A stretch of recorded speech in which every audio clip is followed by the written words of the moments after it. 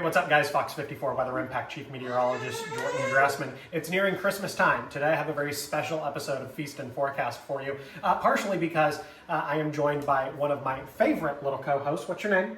My name is Winnie, and today we're making tamales.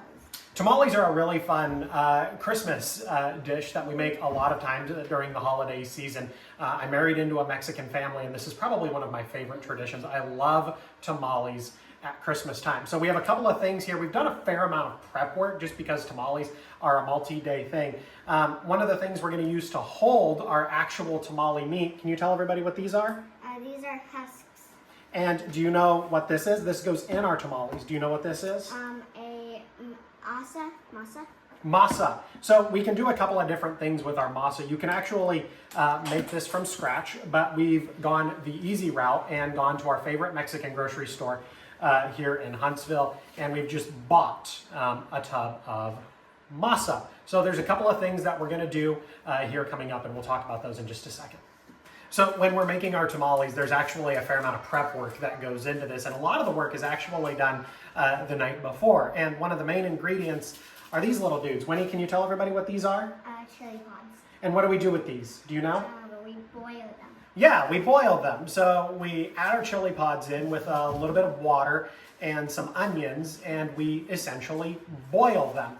And then what do we do with that water when it's done? We spread them all over both. We tell them that we take our water and we put it in here with our meat. We put them with the meat. Yeah, so we cook our meat the night before. Do you want to show everybody the meat? Grab the tongs and show everybody the meat.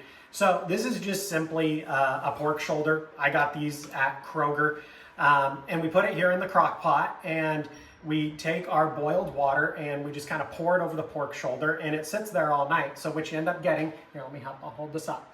So what you end up getting is you kind of get this red meat, and just let it sit in the crock pot overnight on low, because then the next day we're going to come and we're going to put our tamales together. We're about ready to actually put our tamales together. But there's a couple of more prep items that we had to do. We talked about how we cooked the meat overnight, right, Win? Yeah.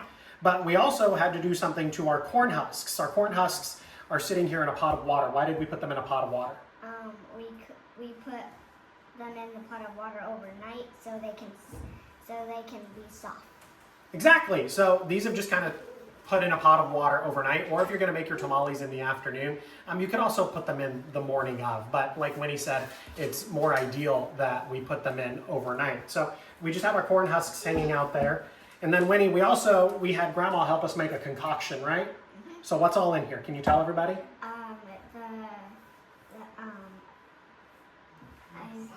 Masa and the juice of the thing.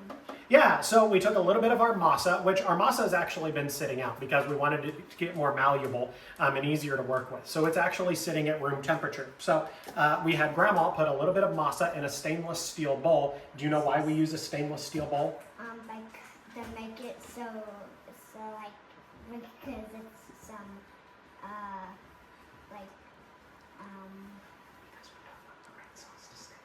it's because we don't want the red sauce to stain. Exactly. So stainless steel does not stain in the way that other plastics do, and this red sauce will stain. So in this bowl we have our stuff. We have our stuff. We have our red sauce and we have our masa.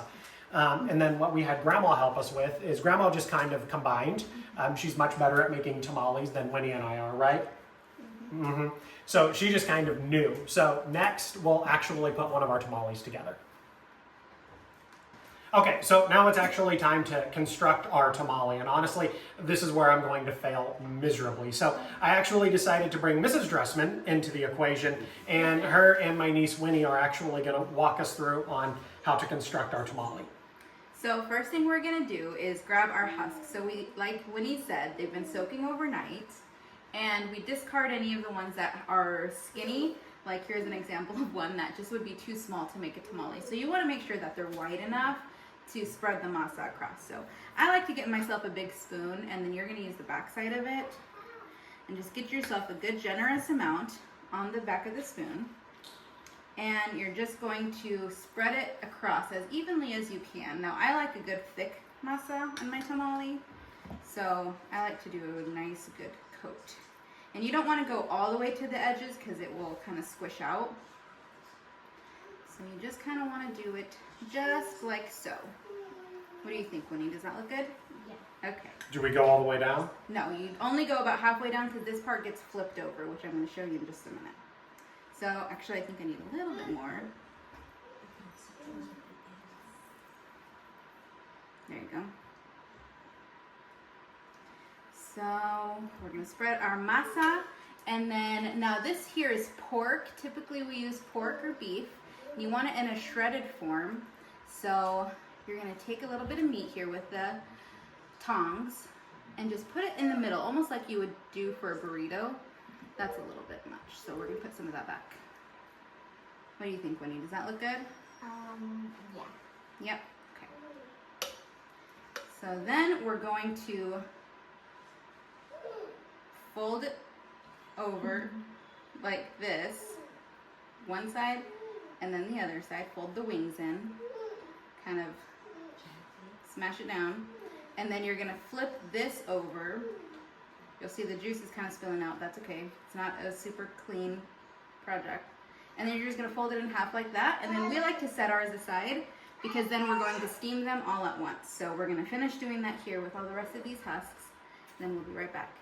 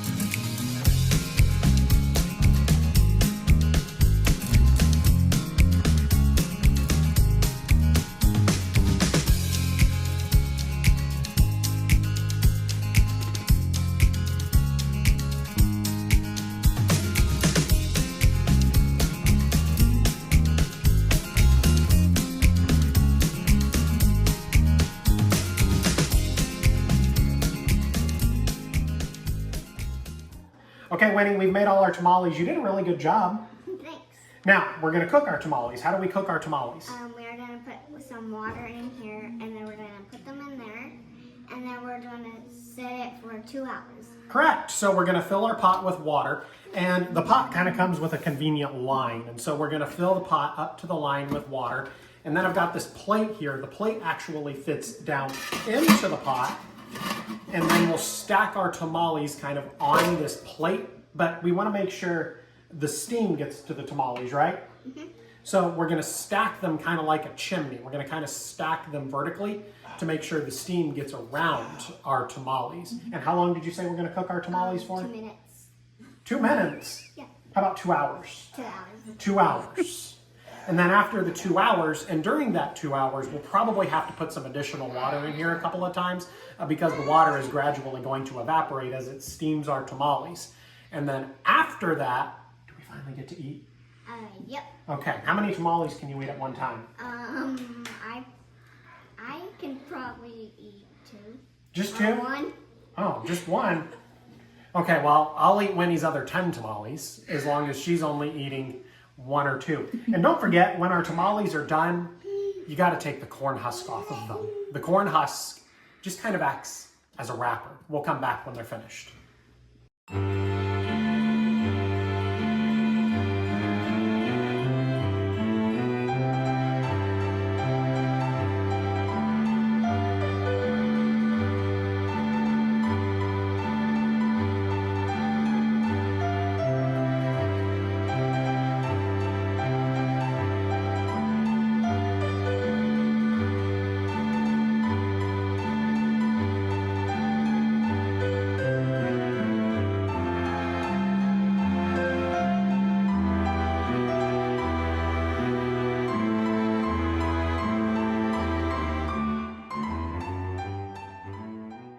You know how when it's the middle of July or August in North Alabama, southern Middle Tennessee, and it's so incredibly humid, there is so much moisture in our atmosphere that when you sweat, it's really difficult to evaporate that sweat off your body? Well, that's kind of what we're trying to create when we're making tamales. You don't want the tamales to dry out. So in the bottom of our pot is just a little bit of water. That water is eventually going to evaporate. The problem is we don't want the environment within our pot to dry out. So we put a damp cloth over our tamales. That creates a humid environment. We put that damp cloth over our tamales. The water vapor underneath the tamales naturally begins to rise and gets absorbed into that damp cloth. So what we end up doing is kind of creating this incredibly humid atmosphere that allows our tamales to stay moist. Think about it like this. When it's winter in the Tennessee Valley, or when we're dealing with a much drier air mass, yes, you're gonna sweat, but you're able to get rid of that sweat much quicker because we're talking about a drier air mass. If we didn't put the damp cloth inside the pot of tamales directly on top of our tamales, that water vapor would evaporate very, very quickly and the environment inside the pot would dry out. We want to maintain higher levels of humidity. We want to put a lot of moisture in our atmosphere. In this case, the atmosphere is the pot. The more moisture we keep inside the atmosphere, the more humid it is inside the atmosphere, in this case, our pot. And that allows our tamales, in this case, to stay incredibly moist. Cooking a tamale is fun. It's about tradition, it's about family, but I've also found a way to make it about the weather as well.